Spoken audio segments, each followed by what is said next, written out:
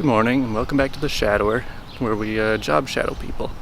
So I had to take my car in this morning to get the oil changed, and now I'm walking back to pick it up, and we're gonna talk to the mechanic who works on my car and ask him what his job is like. There's a long line to get into here.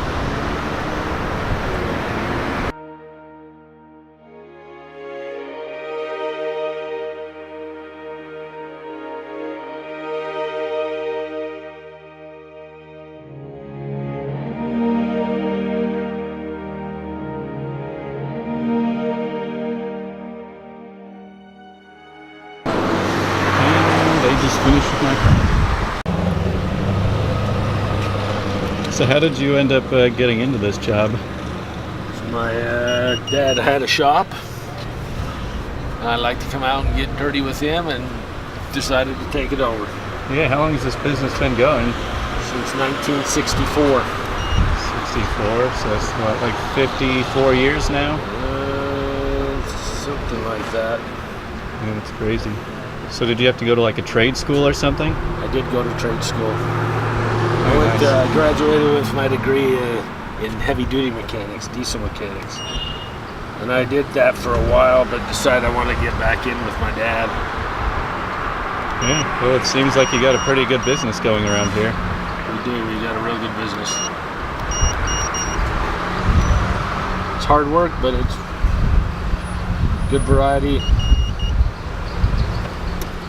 It's not bad. I've always enjoyed it. Yeah, it seems like you're always pretty busy around here. Yeah, we stay real busy. Pretty fortunate. I know. How do you deal with it on days when it's just like up towards 100? Drink a lot of water. It's the nature of the beast. It's you work on a hot car, it's hot. Yeah. So is the job pretty diverse day by day, or is it a lot of the same thing all the time? It's a lot of repetition, but it's always a different car, so it's different systems. Yeah. Do you ever run into weird stuff that you just have no idea what to do with? In today's cars, that happens a lot. Everything's computerized. It happens more and more. Right. But if you take your time and follow the flow chart, you can figure them out. Yeah.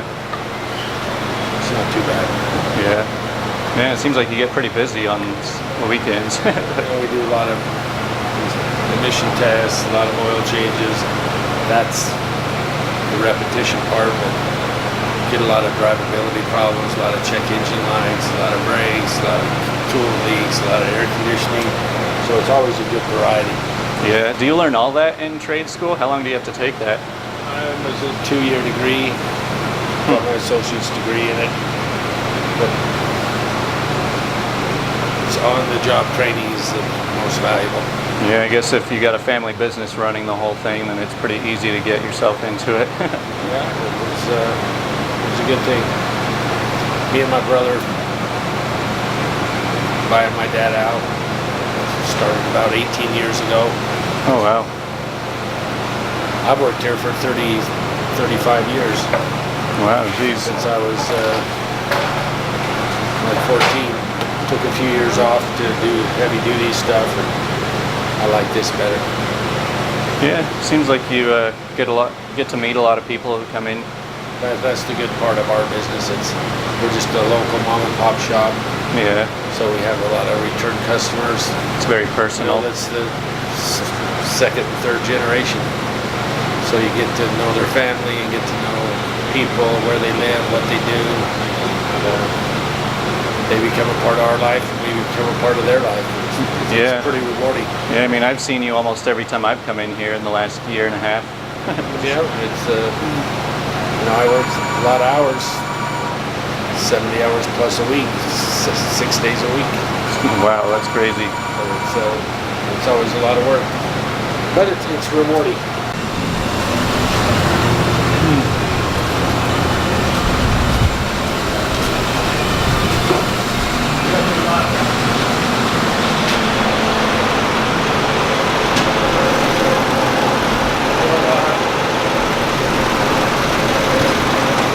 Well, this is what I always wanted to do. I always planned on doing this.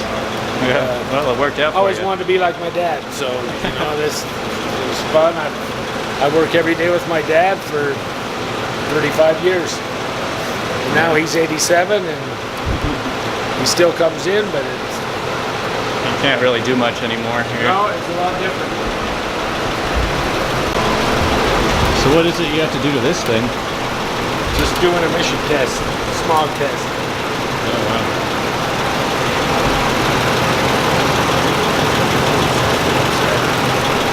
You got to go through a whole bunch of procedure and check all the different sensors.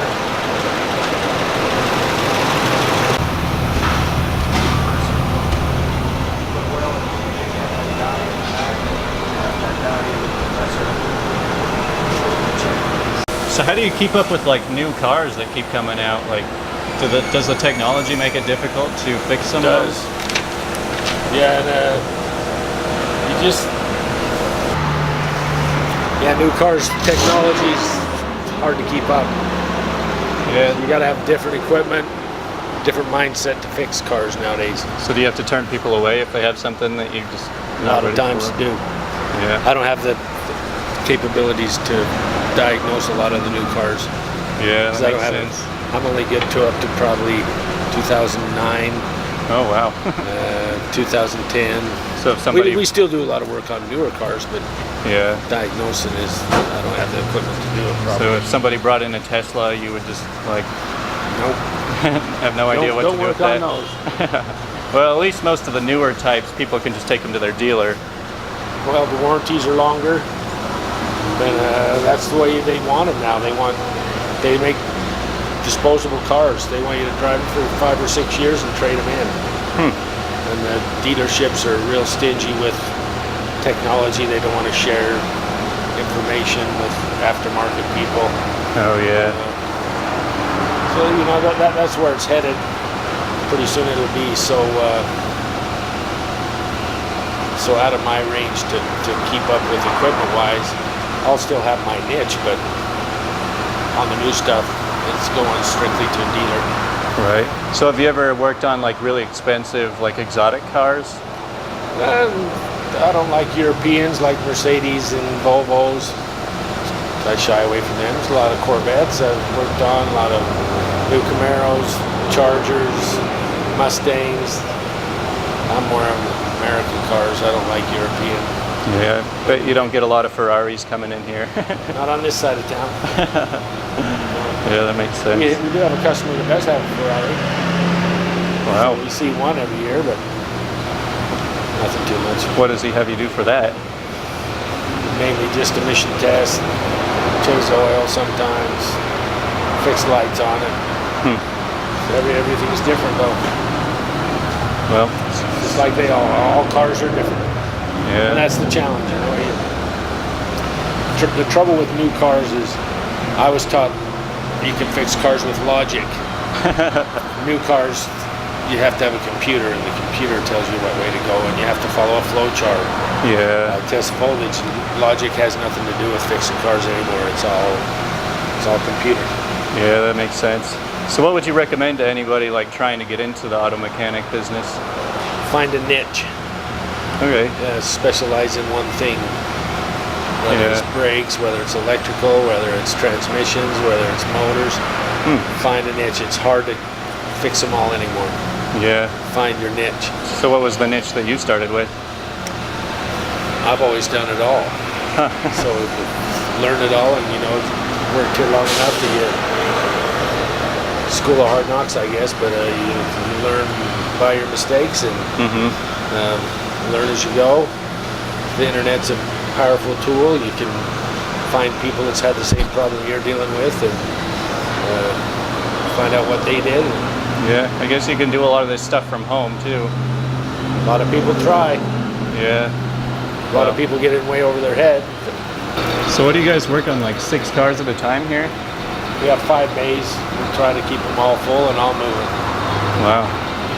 Yeah, you guys are pretty productive. Yep, we keep pretty busy. Well, I'll get out of here now. Thanks for talking with me. Anytime, dude. Yeah, see you later. Well, that was pretty fun. I've been coming to this garage for about a year and a half, ever since I've lived here, and they've always been really nice and given me a pretty good deal. So hope you learned something from this. Share this with anybody who wants to become an auto mechanic, and thanks for watching.